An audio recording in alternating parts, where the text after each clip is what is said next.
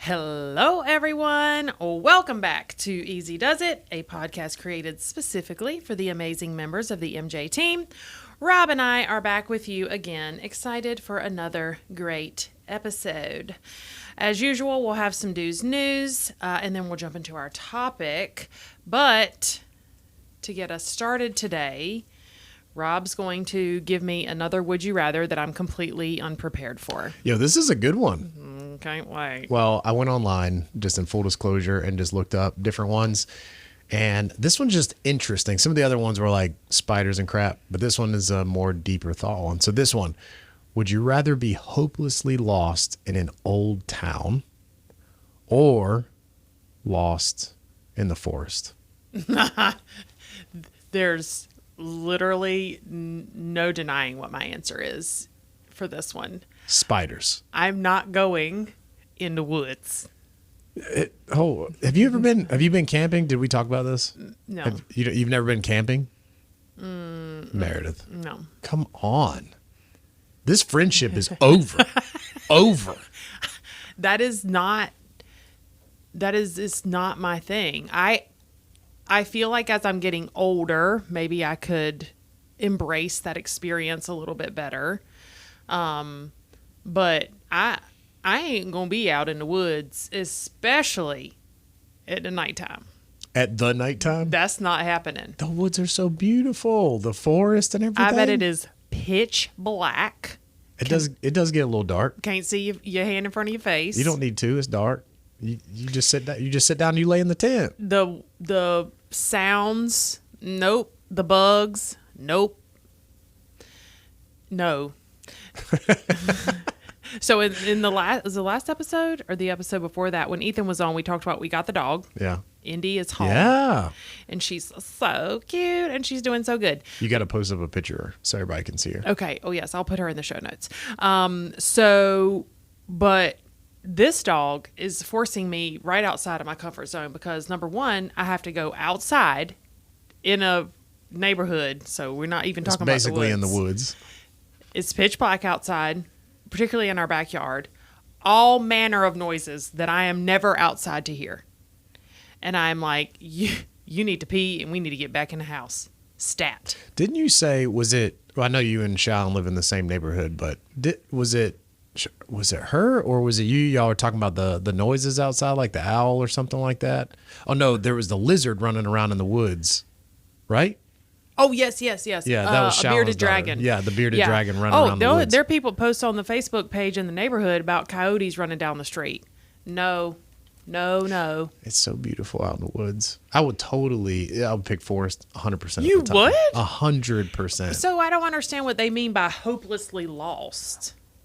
I mean, if you're out in the forest and you don't know where you are, it's the same as being hopelessly lost in a city, I guess. You parachute yourself down in the middle. We just came back from Boston last weekend. Mm-hmm. Parachute yourself down in the middle of Boston and not have no phone.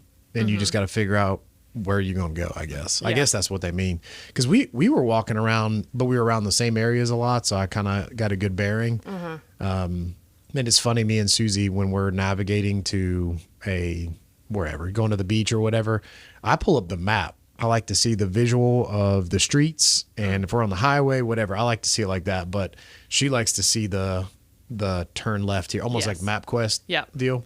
And I'm like, how? And it's like, it just tells me turn left in 1,000 feet. But I'm like, there's streets before that and after that. It's easier just to count them on the picture. Oh, yeah. So we're just different in that way. But I would totally live out in the woods. Me and Brett Sumter, I don't know how many, we've been camping a bunch of times. And I have this thing that happened to us this one time. So we go to Linville Gorge, and it's beautiful up there. Mm-hmm. We park at the top of the mountain, and you just walk almost straight down this hill. It's like, it's decent when you first step off, but then it just drops, and you just have to climb down basically the side of the mountain with your pack on. And so it takes us about an hour and a half to get to the bottom, but there's it's Linville Gorge, the river down there. It's beautiful, white water. You could go fishing if you want to. So we just go down there. We bring some choice beverages and throw them in the river in a bag and keeps them cold. It's great. Oh. So we go down there, and it's starting to get a little dark, and he made dinner. And I was like, hey, have you ever done a wood burn bowl before? Like, you take a log, you cut a log, maybe the size of, I don't know, like maybe 4 inches across, and you could put a coal from the fire in it, and you can blow on the coal, and it'll burn the inside of that wood, and you can make a bowl or a cup. It's cool. So we're sitting there doing that, and then all of a sudden, we just hear this noise at the. You're in the middle of a gorge, so it's both sides of the mountain are right there. You're in the bottom of the river, and we just hear like out in the woods, and I'm like, we're both sitting there, and we just like, it's like a movie. We slowly look at each other, and like, what the heck was that? I'm like, I have no idea. It's at the top of the mountain on the other side of the river. Didn't hear anything for a minute, and then we hear the same noise again on the other side of the river on the bank. Like it came from the top of the mountain and is now down at the bank. No. Same screeching noise, even louder. And he's like, dude, get your gun. I'm like, I already have it in my hand. Like, don't you worry. And then we hear it on our side of the bank, farther down the trail. Mind you, we haven't seen a single person all day. It's just us out here. You're at the bottom of a gorge. That it's not a human noise. And then like we just sit there, we put the bowls down, he grabs him a stick, and we're just waiting. And I'm like, I don't know what that is, but this is the end. It's going to be like Bigfoot, straight up horror movie go on. And then we didn't hear anything else. It was gone. I still don't know what it was. You never knew. I assume it was probably an owl, but like if you listen to owl sounds online, they sound very different. Some of them are like the hoot owls, but some are like screeching owls. They sound different. I think it was probably something like that, because what else could come down the mountain that fast, end up on the other side of the bank and not hear them crossing the river? It just was very odd. See, this story, it doesn't do anything to convince me to go out in the, so if that had happened and there was no, like, I need to know what that was, because I will not sleep literally a wink all night long thinking about what did that thing out there circling around outside the camp. I mean, I felt a little bit better having my gat with me, but at the same time, I'm like, it's dark out here. All we had was the fire. I mean, we had flashlights and stuff, but I mean, like, that ain't going to save you. Yeah. It ain't going to save you from, have you seen the movie Pumpkinhead? That's just what I imagine come walking through the woods. I was like, I don't know what. So anyways, but I'd still choose the woods any days. I love going out there. Just go out there. Put you a tent up, go hang out. Now, being lost out in the woods, that's not fun. Like I've got turned around in the woods before. Me and him did another camping trip, and we're hiking on on a trail. When the trail like kind of disappears, we're on the Appalachian Trail. But, you know, like if it's not traveled as much, the trail can kind of disappear. Yeah. So we've been out there hiking around, and you kind of get turned around, and then it's like, let's just go back the way we came, but your path ain't exactly clear. So, yeah, no. But all you got to do is look on the map and be like, hey, which way's the river or which way's north? You have a compass with you. You can kind of figure it out. But yeah, I don't really know how to work a compass, so I don't have that going for me either. No. Yeah. I would appreciate, I don't mind some like walking around in a town, just kind of enjoying the sights and taking it in. Yeah. So, and even if I didn't like that, I'm still not going in the woods. Maybe if we had like a camper, some running water. That's not camping. I knew you were going to say that. That's David Smith camping. He's like, I went camping this weekend. I'm like, oh, really? Where'd you go? Oh, we pulled up to the KOA site, the KOA site. I actually had him in my mind when I said the camper thing. Nope. David Smith will live on, or David Smith will live on. And I don't know if Alan does that or not, if he has a camper or whatever, but that's not camping. I don't care who you are. No, man. All right. Well, that was a good one. And then now everybody knows, new fear unlocked. Don't go out in the woods. Strange noises in the woods that we never know what they are. Watch out for the owls. At least I think it was an owl. Yeah, that's what you're telling us, Phil. Okay, news for the week. We are going to continue reading from the back of Mr. Jenkins Told Me, and we are on number 3. And number 3 is, our purpose and our core values are your guidelines at the highest level. Our purpose, as everyone listening to this will know, is to make it easy for our customers to do business with us. And then our core values are to abide by an absolute commitment to honesty, integrity, fairness, and respect for each individual. And we figured we would read this section because it's always nice just to have a little bit of a refresher about what we mean when we say honesty, integrity, fairness, and respect. Yeah. So, Rob, take honesty away. All right. So we say To abide by an absolute commitment to honesty. What does it actually mean? Being open, trustworthy, and truthful, refusing to lie, steal, or deceive in any way. And with honesty, you can trust things to be as they appear. I love that second part. Okay, we also say to abide by an absolute commitment to integrity. Integrity means doing the right thing in all circumstances. It includes doing what we say we will do. That ain't easy, man. Nope. That's one you got to do it when people are around, but more importantly, do it when people aren't around. Do the right thing. Yep. The next one is fairness, treating everyone in an unbiased way in accordance with accepted rules and principles. It includes being proper balancing of conflicting interests. For example, being fair to the customer, being fair to the individual, the team, being fair to the company. So we want to be fair at all times. All right. Last but not least, respect. It's always interesting to me when we do this one in Tech Builder and Build a Plumber, and we ask them, treat others the way that they treat others the way you want to be treated. Yeah. And so we talk a lot about how it's treating others the way they want to be treated, because not everybody wants to be treated the same way, which I think is really interesting. I never heard the golden rule, kind of phrased a little bit differently till I got here. So respect. Our definition of respect includes two parts. Number one, how we feel about someone, and number two, how we treat him or her. Having respect for someone means we think good things about who a person is or how that person acts. Showing respect to someone means we act in a way that shows we care about their feelings and well-being. Yeah. And so the final summary in summary, we expect that in any given situation, our employees will be honest, behave with integrity, treat others fairly, and show respect for everyone. We also expect our employees to do everything possible to make the service experience easy for our customers. After all, when we think about why people come back, it's all about ease. Yep.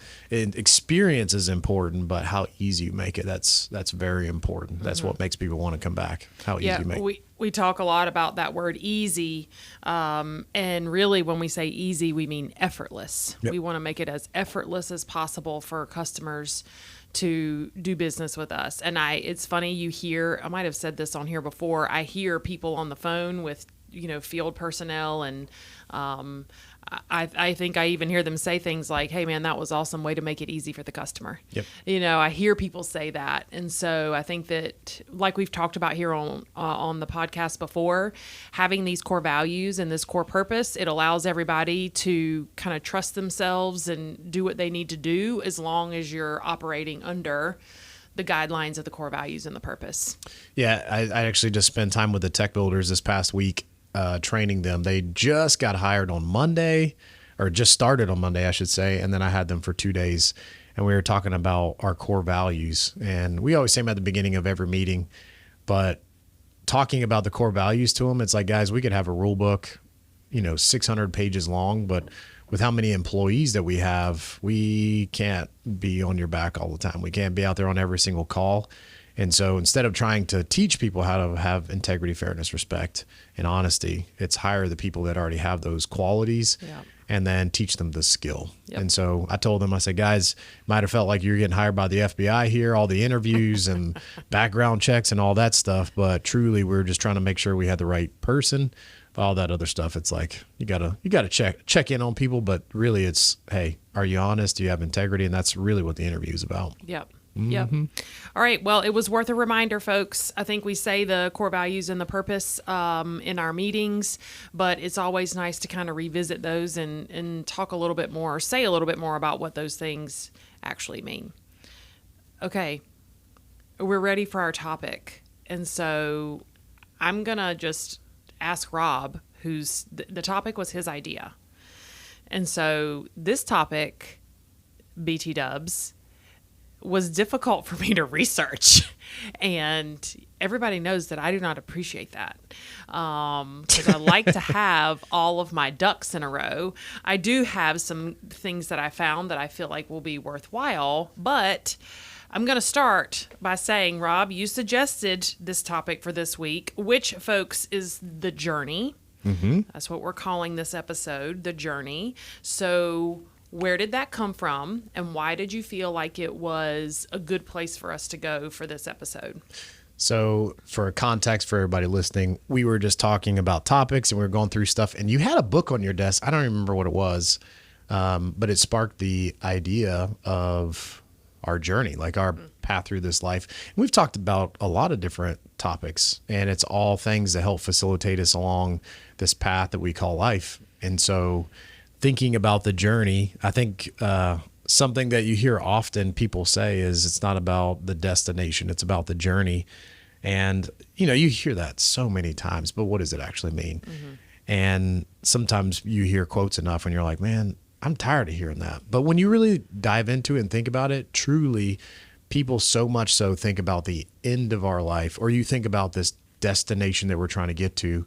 And I think it's easy to fast forward, hit the fast forward button. Remember back in the day, you have a VHS tape that's, oh yes, and you put it in, you can either rewind it in the VCR, or you can put it in the rewind machine that just rewinds it for you before you turn it back into Blockbuster. Yep. Some of y'all don't even know what that is. But like, I don't want to fast forward through life to just get to these milestone destinations. Mm-hmm. And so I wanted to talk about the journey, because all these topics that we're talking about aid you in your journey to wherever you're going, but maybe perhaps we could slow down a little bit and actually enjoy the path along the way. Yeah.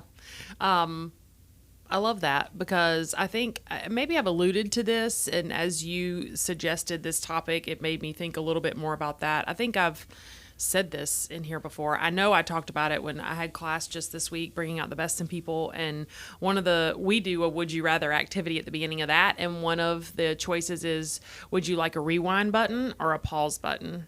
And so anytime I'm faced with kind of that scenario, it really does make me think about, have I been fast forwarding? And I've said on here before, I do think that there have been times in my life where I'm a planner. And so I like to have a plan. I like to be working the plan. I like to be moving towards the end goal. And so a lot of times I miss out on what happens in the meantime, because I'm so focused on the outcome.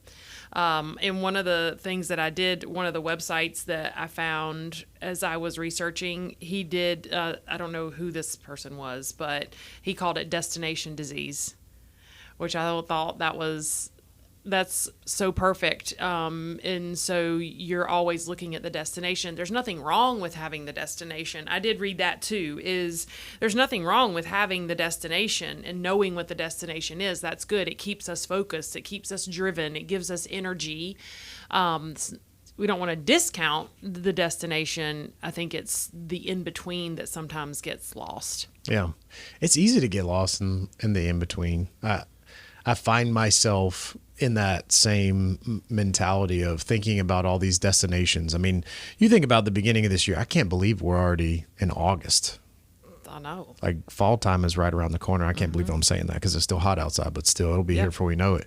But, you think about, okay, it's January. What are we going to do this year? We have our quarterly plannings, and you're like, all right, what is these 3 months? I feel like actually quarterly planning ruins the year for me, because I'm like, okay, 3 months at a time. Got it. I'm like, what am I going to do? Boom.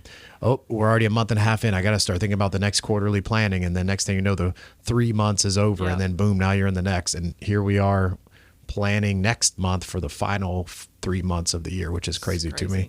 But you're in January and you're like, okay, what are we going to be doing this year with our family? We got sports right now. That's a fast forward button for sure, because you just go in the day in, day out, take them to practice, take them to games.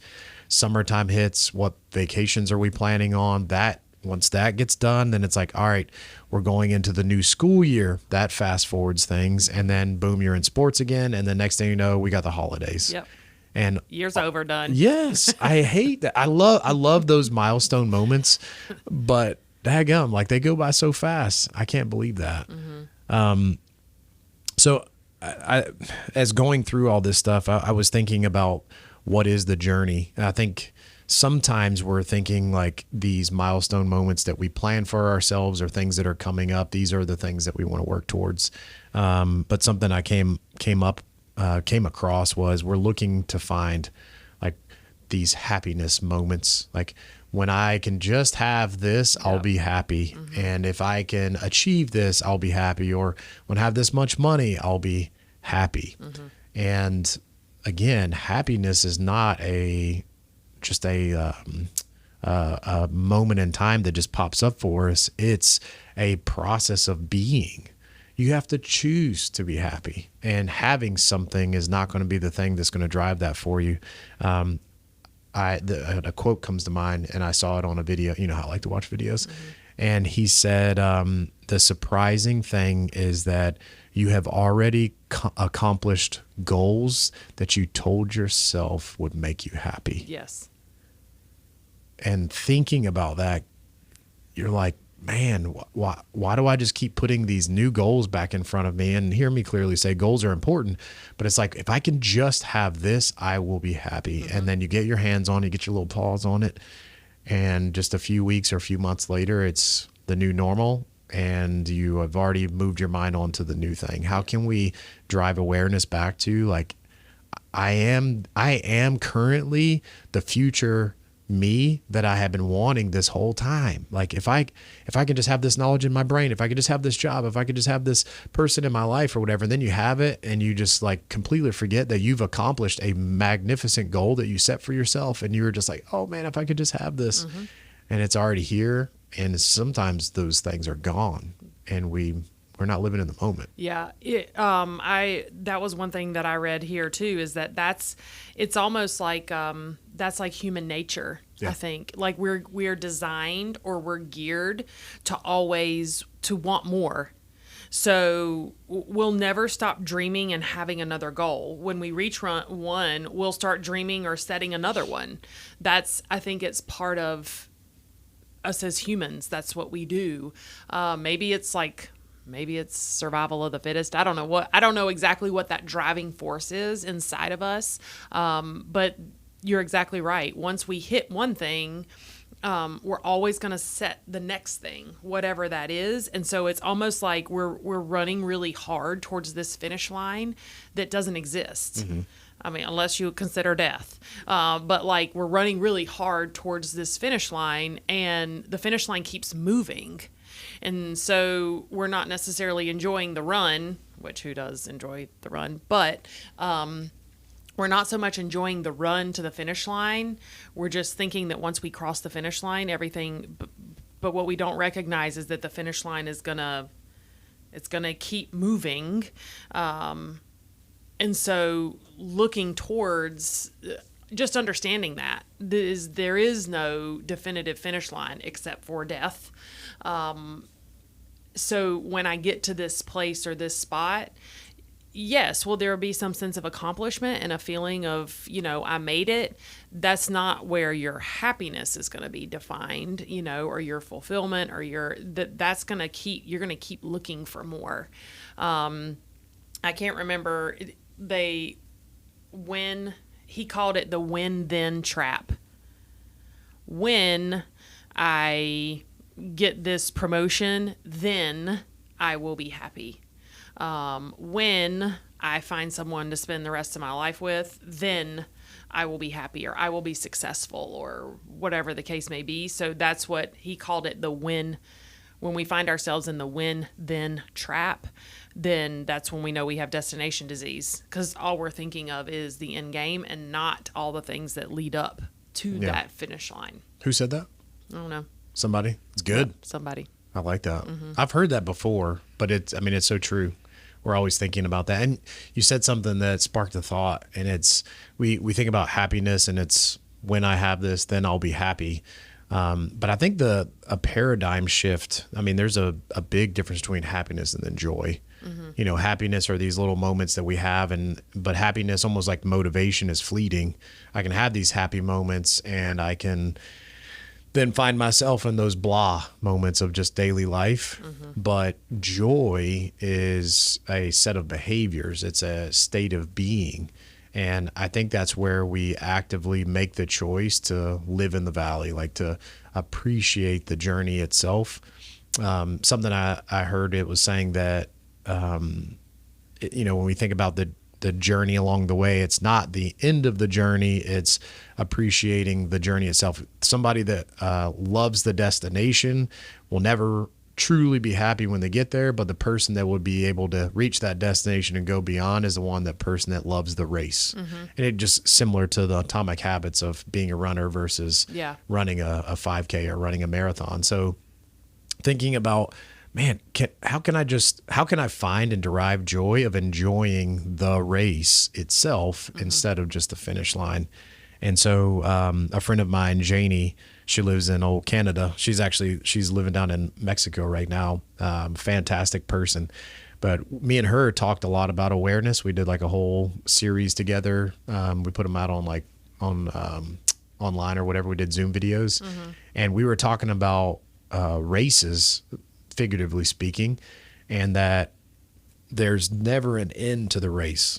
You start a race, you end a race. But if you can really appreciate the journey along the way, every day is a new beginning. Andy Elliott would say, if you treat every day like it is the beginning, there will never be an end. No. If you treat every relationship like every day is the first day, there will never be an end to your relationship. I was sharing it with the technicians. I'm like, guys, if you treated your wife, your girlfriend, your boyfriend, whatever, like it was the beginning, your first date, they'll never want to leave you. I was like, boys, you still pull out the chair for her when she sits down? Are you opening the door? Are you bringing her flowers? What does that look like? Are you still doing that? Because if you did all those things, there would never be an end to that relationship. So I think that joy that we can derive from the daily walk, just appreciating the walk. I'm not just trying to go for a 20-minute walk around my neighborhood just so I can get back to my house. Some do. Or I can just say, I wonder what's in the neighborhood today. I wonder what's going on. I wonder what I can see. And appreciating that, you'll still get to the same destination, but the quality of character that you've picked up along the way, the insight that you've drawn is much different than somebody that's just trying to get a 20-minute walk done. That person's looking at their watch the whole time. Right. Yeah, I read about, I don't know who said this either. These people are not like people. They're just like people who put out blogs and things. And just I was able to pick and choose the stuff that I liked. But somebody said, I micromanaged and tried to control the journey. Dang. And that's what I do. I try to micromanage and control the journey. And I think that's where, if I'm trying to figure out or give even some ideas to folks who are listening about how to do a better job of enjoying their journey, is to recognize when you're doing that. I'm likely not going to be able to shut that part of myself off. I think I'm always going to be a planner. I'm always going to be, I don't think I can shut that part off. I can tell it to be quiet for a little bit. Calm down. I can tell it to be quiet for a little bit. And I think that for me is finding the balance of living in the moment, but also feeling prepared for the future. Yeah. I can't live that life, y'all, of not knowing. Well, it sounds like that's how you find your inner peace for yourself. Yeah. Like being okay with yourself, which is important. Yeah. Like I think about, when the girls were little, and I think I've shared this before, I was so focused on like making sure that they were eating enough, making sure they were getting on a sleep schedule.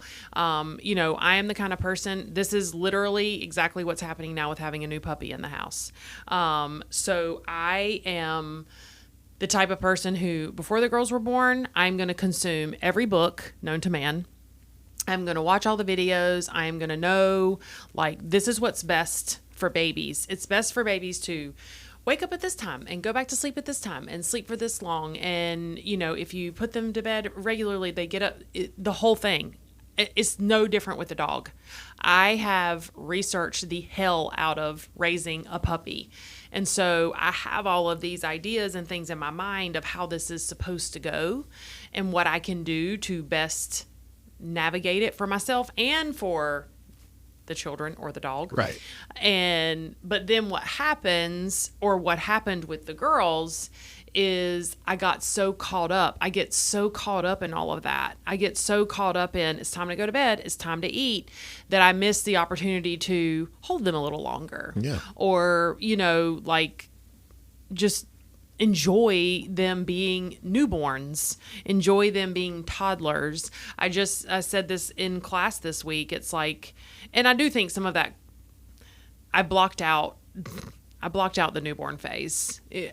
And I don't know if that's just because it's just stressful. You know, that time is a really stressful time in a parent's life.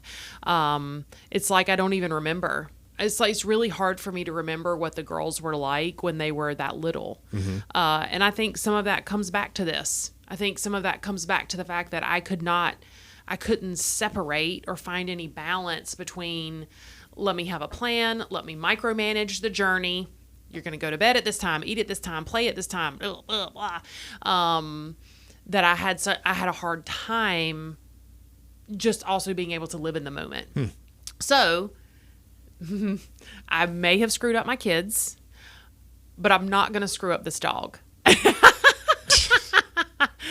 I'm not going to screw up the dog. So I am trying to do better I get a do-over with the puppy, right? And so I am trying to do better now at being able to use the things that I know for raising the puppy the way that we want to raise the puppy. And not all of that is bad. I mean, it's good. They are good things. But I'm also taking some time to just kind of live in the moment of her being a puppy, because she won't be this size, this age, she won't be like this forever, just in a couple weeks. Because I don't know if y'all noticed, but dogs, they be growing real fast. Yeah. Faster than humans. Yeah. And she won't ever be like this again. And so, I mean, I certainly have regrets now of not being a little bit more present. I still might have blocked out the newborn phase. Let's be clear about that. Are you blocking out the puppy phase right now? No. I'm really trying to embrace it. And just to, I don't know, let her lick all over my face and give her lots of love and hugs. You know what dogs kisses. be licking though, right? I know, but she loves me so much. Well, that makes it better. As you watch her lick her rear end, and then it's just like, but you're just so cute. It's fine. And you love me so much. So I guess to all of my planners and micromanagers out there, micromanagers of life, that's what I think might be one of my issues. I think you could probably call me a micromanager of life. And when you try and do that, you're not enjoying the journey. You're managing the journey. How do you feel like that's a superpower, though? I do feel like it has a lot of positives. It does have a lot of positives. I mean, if we go back to the example with the girls, my kids have always been good sleepers. My kids have always felt safe and secure because there was a routine and structure in our home. And because I come from the education world, I know what it looks like when that's not the case at home. Right. And so by micromanaging all of those things in our home, I do believe that I have raised well-adjusted girls who feel supported and who can rely on and have some sort of, trust in what their home life is going to be. So I do think I do think there are some good things that come out of that. Yeah. But I do think that when we lose the balance of living in the moment and preparing for the future or micromanaging the journey, when there's no balance there, then I think we probably do ourselves a disservice of not being able to kind of enjoy the moment a little bit more. I mean, if you think back to when you were younger, and I know we were like, young and wild and free, but like I wasn't really living in the moment when I was like in high school and had no responsibilities, and maybe if I knew what I knew now, I would have lived in that moment a little bit more. Like what? I guess maybe you don't appreciate that when you're at that age. But I can look back now and appreciate no responsibilities and, getting able to hang out with friends. And, I don't know, my high school, I mean, you think about high school, it's like, just get me out of here. And I want to be older so I can have my own car. Yeah. And make my own decisions. Dag, I'm going to go to bed when I want to go to bed. Yep. I mean, now it's like I go to bed earlier now as an adult than I did as a kid. But yeah, like looking back at high school, I mean, those were some really great years. And like, I mean, I went to college for a short period, but it was CPCC here in town, a little community college. And I never finished. School just wasn't for me. If you had told me when I was in high school or even in the early college that I'd be teaching later on, I would horse laughed in your face. But man, like thinking about the football games and the church retreats and the people, even though that not even all those people are even in my life right now, but just the fun that actually was.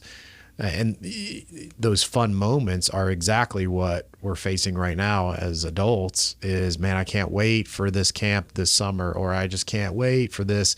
And then the filler in between was going to class and the sport workouts and whatever else. And I still remember, it's funny how your mind latches onto. I remember being in football at Independence High School. Big I remember during the summertime, we had summer practice 2 times a day, several days a week. And it wasn't the practice that I remember. It was going over to the team mom's house, and all the boys would come over. We're swimming in our pool, eating Hot Pockets.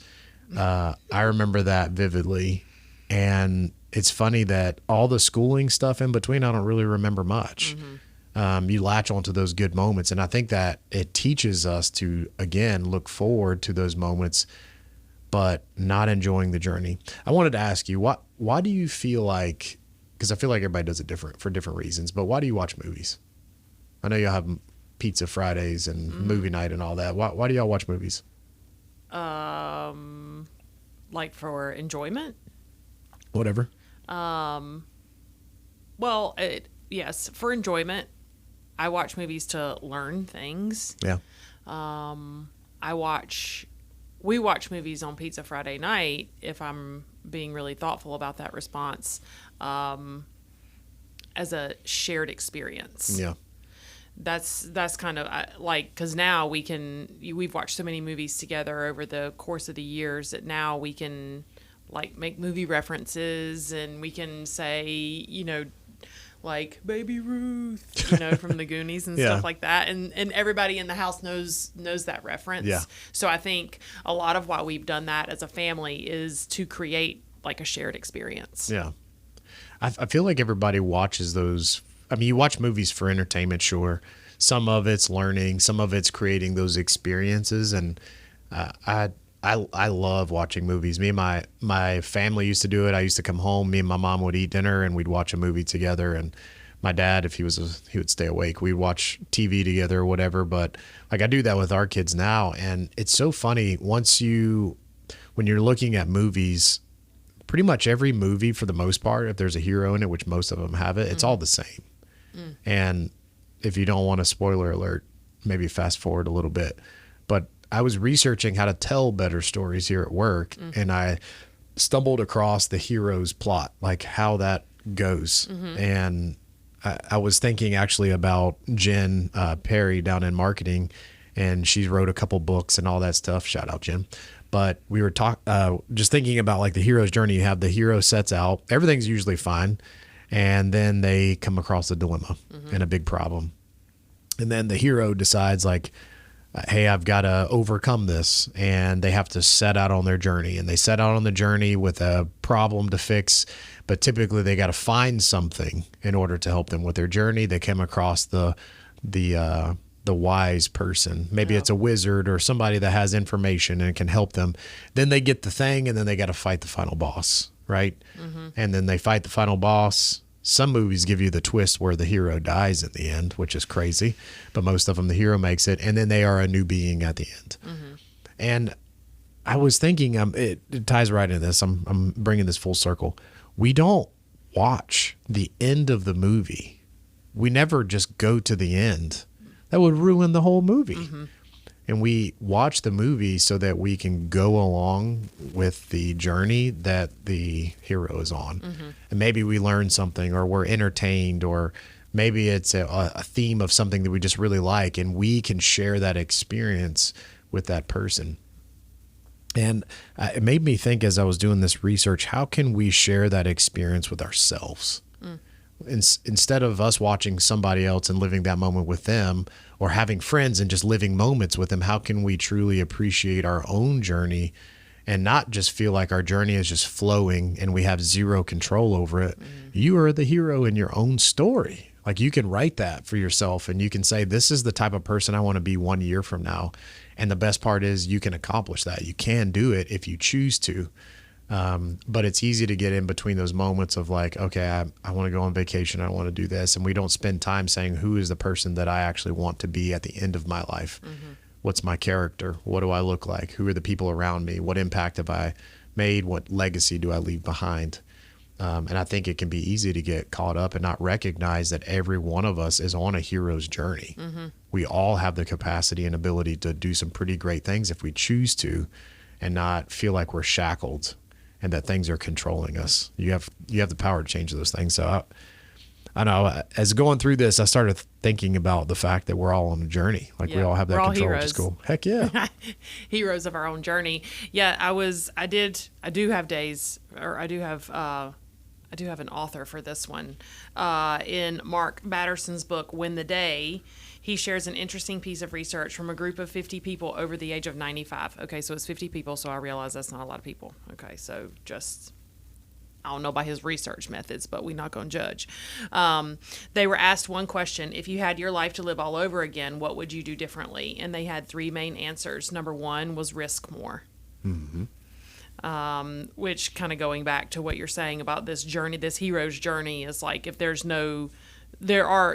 always risk involved at some point in the movie, and in some point in our lives. We have to take a risk in order sometimes to do something different, be something different. The second one was, and this is sing right to my heart, reflect more. So reflect more, looking back on whether it's good reflection, these were amazing things that have happened to me, or I need to fix some stuff because it ain't going right. That was number two. And number three is kind of exactly, this is what the hero's journey remind me of: do more things that live on after you die. And that, I think, I don't know if we've talked about legacy leaving on here, but that's what it kind of reminds me of is, and I think it's interesting that people who are over 95, when you ask them, that none of those answers were like, make more money, go on more vacations. None of those answers were things like that. And none of them are negative, warning you about something. Right. It's all, hey, do more of this. Yep. Yeah, so I thought that was really interesting, and he added one more to the mix, and maybe he took this from them, or maybe he made it up himself, but was just to enjoy the day, and I think that is, we talk about the hamster wheel. I haven't said it on here in episodes. Good night. I know. It's back, though. I know, it's back. But I do think that's so easy to get stuck on the hamster wheel of life, which to me is the day to day to day to day. I wake up, I come to work, I go home, play with the dog, eat dinner, spend a little time with the family, go to bed, get up the next day and do it again. So where does this analogy lead? So you have let's say it's a golden hamster wheel. It's attractive, which is doing the daily over and over and over again. So what should the hamster do? I think sometimes, so if he lives in a cage, okay, well, that's already is ruining this analogy, because he's in a cage. But I think that when I think of a hamster wheel, I think of it in the hamster's cage. But then inside the cage is like, there's also some other stuff in there. It's like those little tube things that kind of go around on the outside. That's fun. Yeah, he's kind of got like a mansion. Yeah. And so, but there's then even, let's say he doesn't have any fancy tubes. There's all that bedding at the bottom. I don't know if you know this, but like hamsters, they dig down, like they make little holes and tunnels underneath that. And so I think one thing is he needs to step off the golden hamster wheel and like go through the tubes, like try something different, go, explore this other pathway, or dig down underneath there and make a new little, I think it's just stopping the constant around and around and around and around and around. And taking a second to step off and say, is even the wheel all that golden? You know, is it like, what's fake gold? Or what good is gold to a hamster? Yeah. Like, who cares? You know, I think that what if we told you that the hamster wheel was not in a cage at all? Ooh, yeah, because then he could like go wherever he wanted to. Yeah. Yeah. Yeah, I mean, but he's so focused in the wheel because the wheel is what he knows, and he knows it's going to spin, and he knows he can keep going, that he just stays on it all the time without ever stepping off to be like, oh, shiznizzle, I'm not in a cage anymore. You sound just like Shallow. Man, we haven't busted her up in a while. I need to find a reason to give her a jab.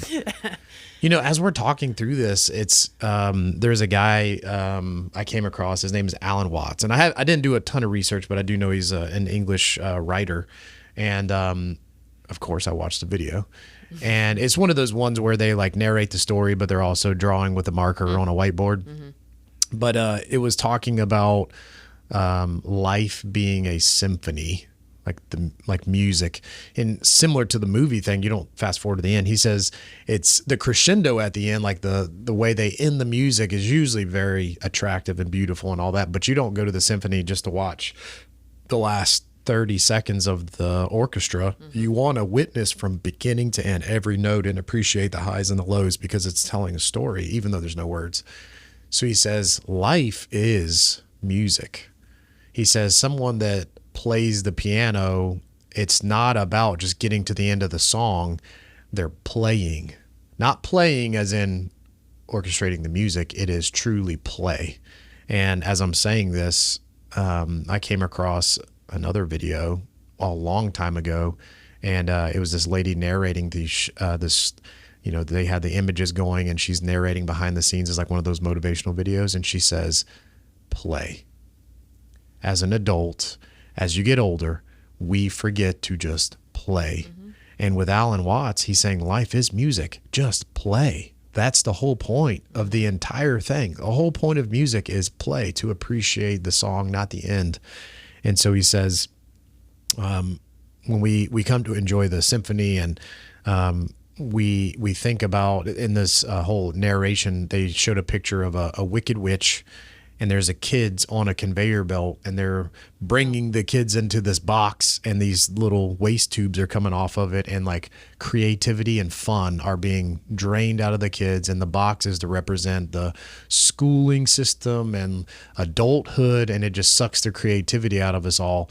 And there's this promise that they say like, hey, if you're just successful, then you can have money and all the things that you're supposed to have. And he says, what is this magical thing at the end when you recognize you're 40 and you have the money that you want and all this stuff, but you've lost all the goodness and fun to play?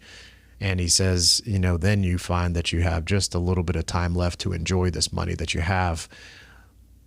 But if perhaps we can go back and say, it's about the journey. That is the fun that we're truly seeking, and we already have it. And so he says, life is music. And if you can appreciate that and recognize that every day is a note, or every moment or moment by moment, it's notes. And you can just live in those moments, and you see somebody in the hall and just talk to them. That's music. Driving yourself a little bit harder in your job, even if it's just a job, but it's like, how can I enjoy this process? How much do I now know that I didn't know before? That's music. That's great. But how can I just play with my kids? How can I play with my wife? Like, how can we have fun and enjoy this thing we call life? Because it is truly about the journey. It's about the day-to-day. It's not about the end. Yeah.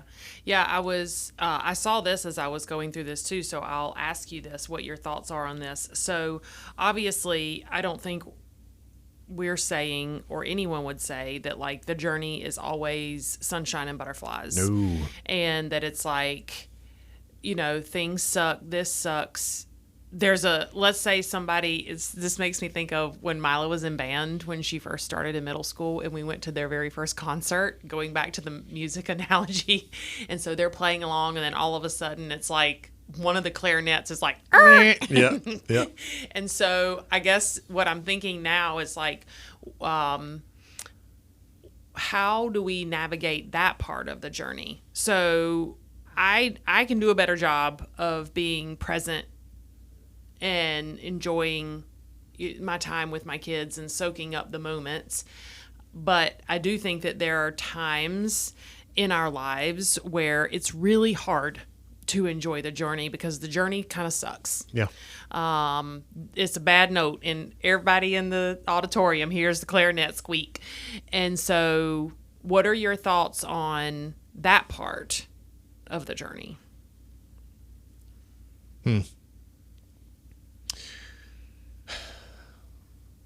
I think we have to learn to appreciate those moments.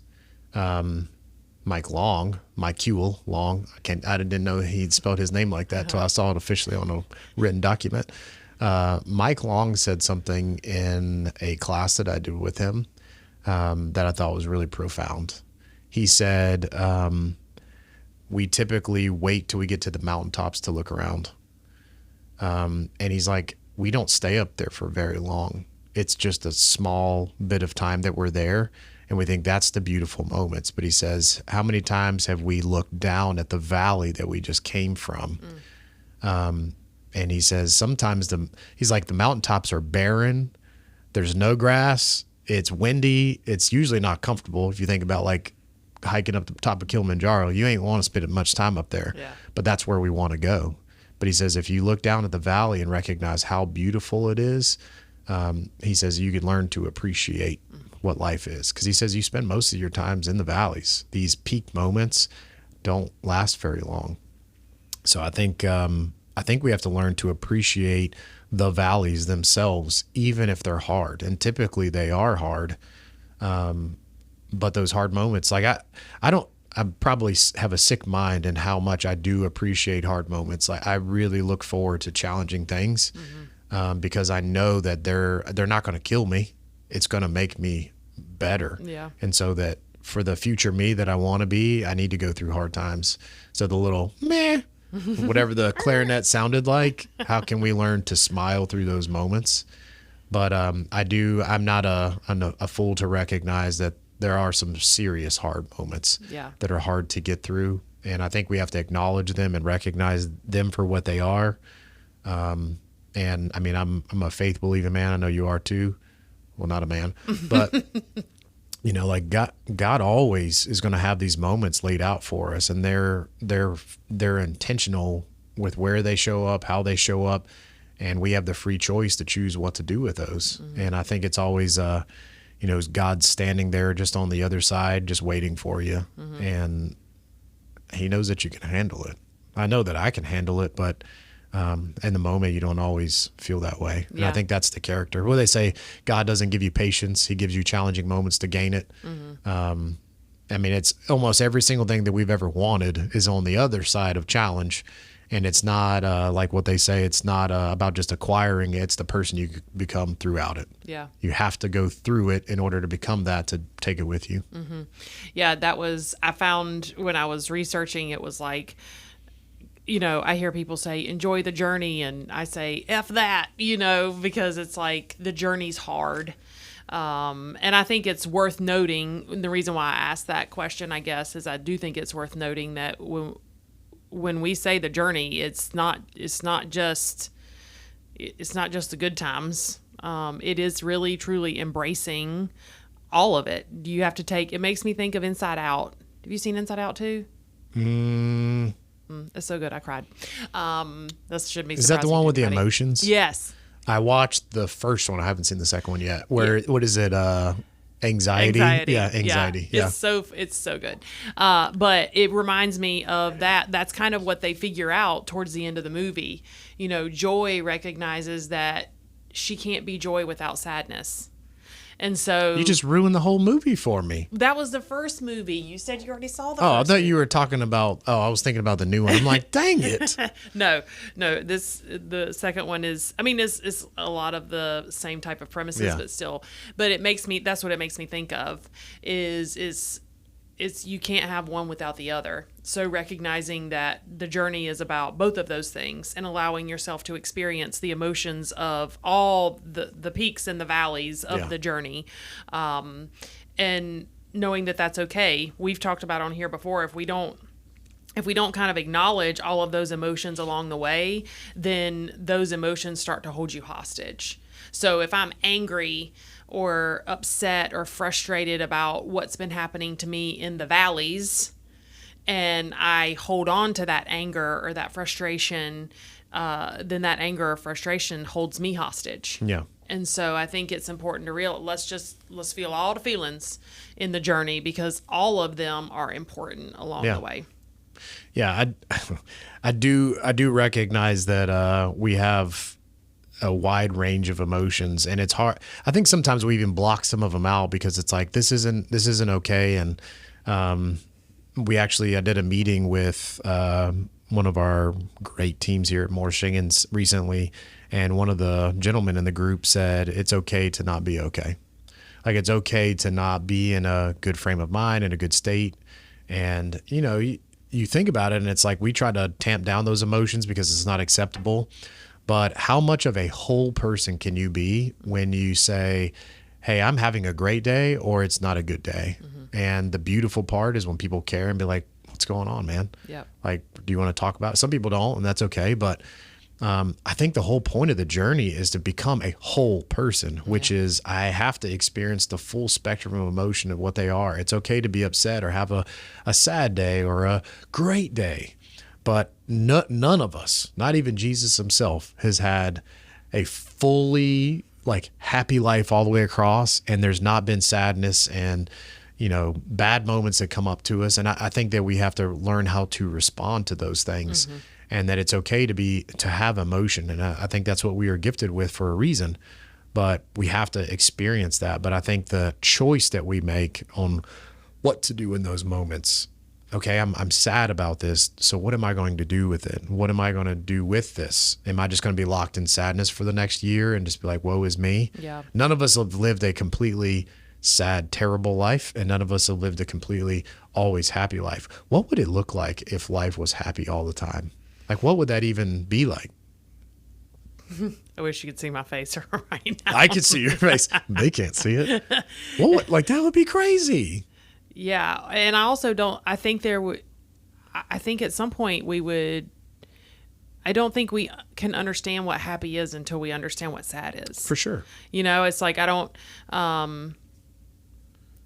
you can't have one without the other. And so if you lived a fully happy life, I wonder where that happiness, how does that happen?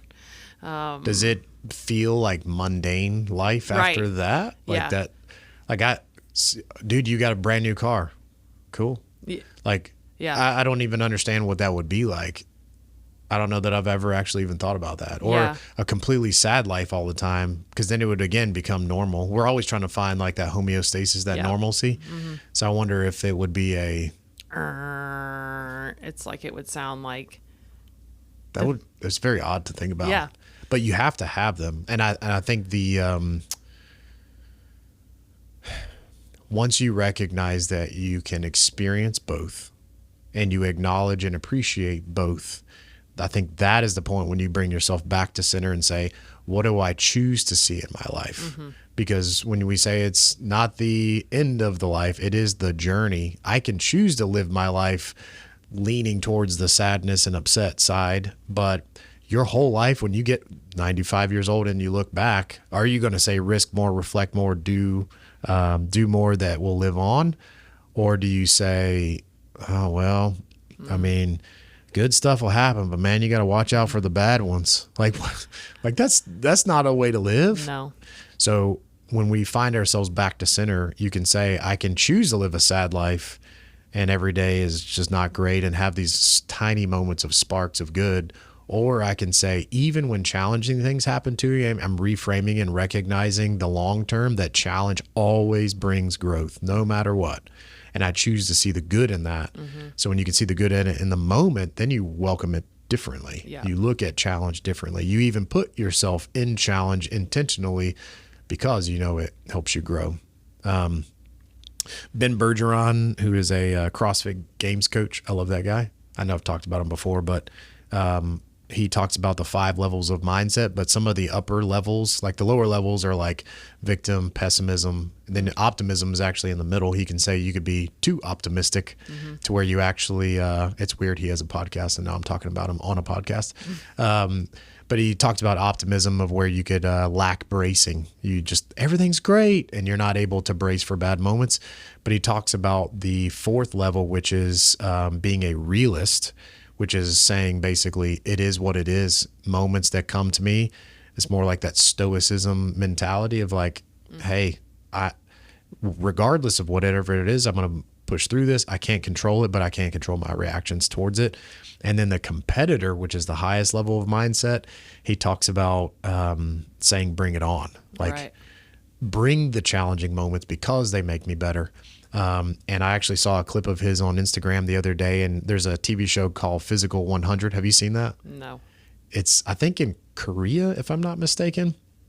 So they bring 100 competitors on of all kinds of fitness, some CrossFit athletes, power lifters, gymnasts. There's like fitness influencers around the world, but they're all Korean. So they bring them all in and they put them through these sets of challenges where if you get through it, you can stay. And I think the grand prize is like $200,000. But the interesting thing is there are challenges where you can choose another competitor to go head to head against. Ooh. And he says the interesting thing is very rarely do the competitors actively choose someone they know they can beat. They choose someone that'll be a fair challenge or are better than them because they recognize I'm going to either see what I'm made of or I will become better because of it. Yeah. What would it look like for us to challenge ourselves in that way every day? Choosing challenges that are going to maybe put me in the dirt, but I will be better one way or the other. I'll either learn or I'll conquer it. Yeah. Instead of it just being an easy challenge. Yeah, I think it's interesting this idea of choice. I feel like it's come up quite a bit in different episodes, and even as what we've been talking about today. This idea of choosing to live the journey, choosing to kind of embrace all the different levels of the journey, the good parts, the bad parts, the challenging parts. I think you just every day getting to wake up and choose. In so many areas of our life, we feel like we don't have choice when in reality, we have a whole lot of choice.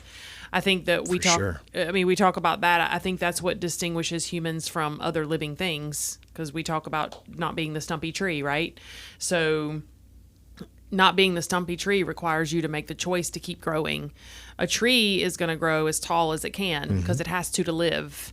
Humans are the only things that have the choice.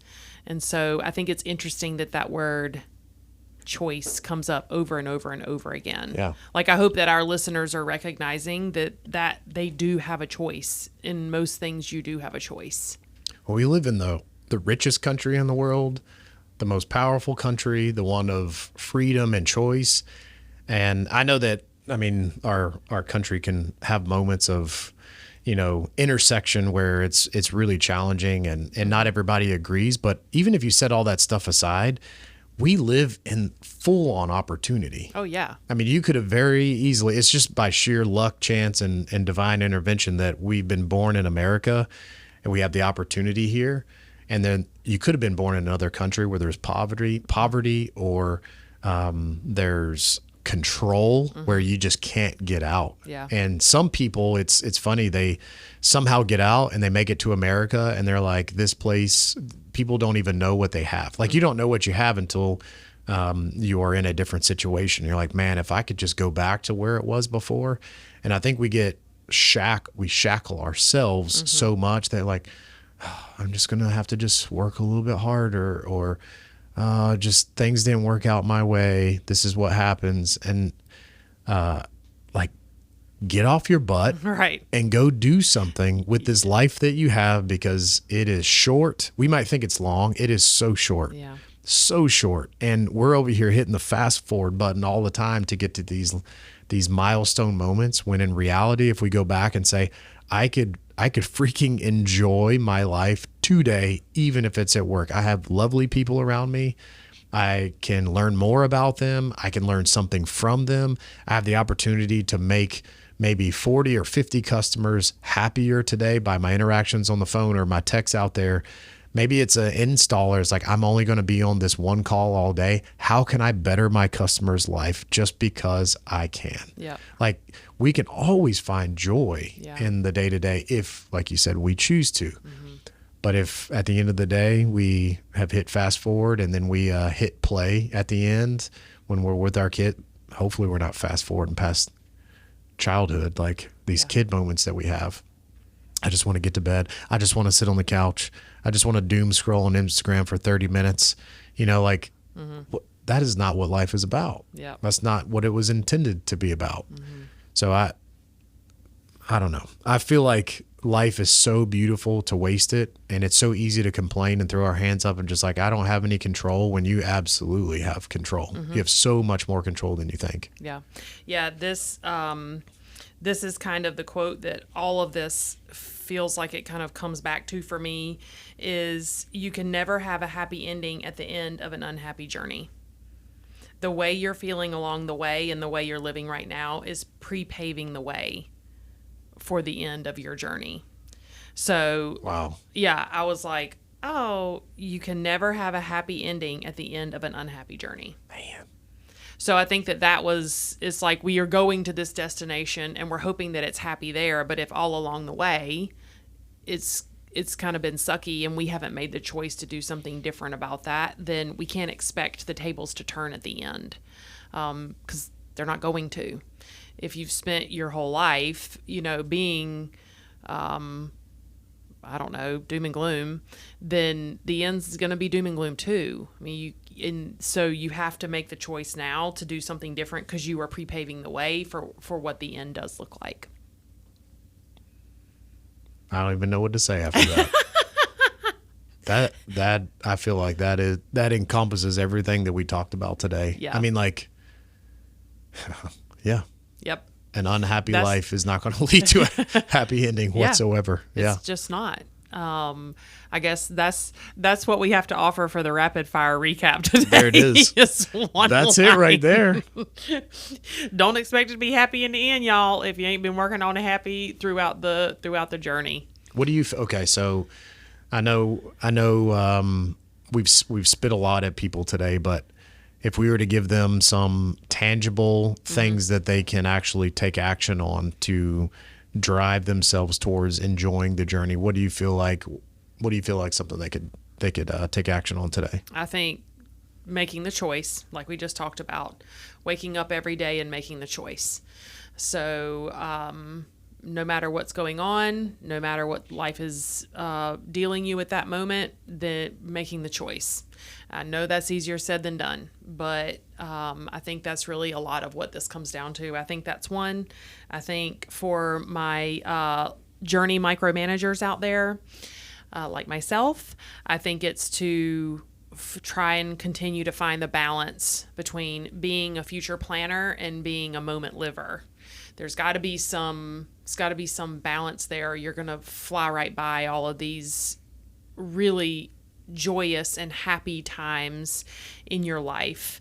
And I think just being really thoughtful about the when then trap. When I get here, then I'll be.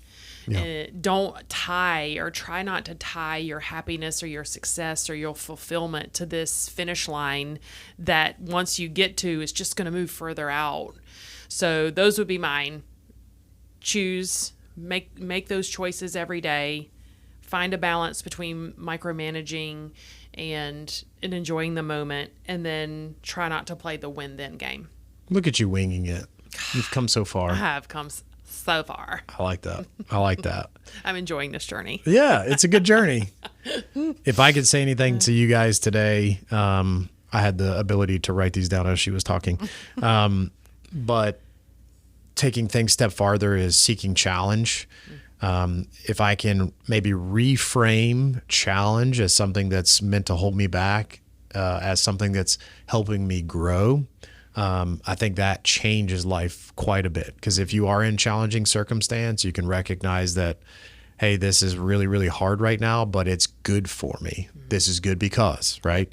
So seek challenge, but also reframe the things in your life. How can I reframe it in a positive way? Because just like you said earlier, an unhappy life won't lead to a happy ending. And then going back to what Mr. Watts said, like, and combining it with what we talked about today, hit play. Instead of fast forward, hit play and just play. Have fun and enjoy this ride that we do have, because it's as we said in one of the other podcasts, I think it was like 1 in 400 trillion chance that you were born, or whatever it is. I can't even read the number, but you were born. If you're listening to this, you alive. And even if you have a few years left or a bunch of years left, we never really know, hit play and just enjoy it. Yep. I love it. Cool. I'm going to do better. Let's go. I'm going to do better. Less micromanaging, more living my life, more enjoying the journey. All right. So our closing question for you on Q&A on Spotify is, are you making the choice to enjoy the journey or just focused on the destination? And what can you do today to make the most out of now? We appreciate you guys listening. Please don't forget to follow us on Spotify or Apple so you always know when we drop a new episode. Have a wonderful 2 weeks until we are together again. Thank you for listening. Until then, peace, love, and easy does it. Hey, appreciate y'all.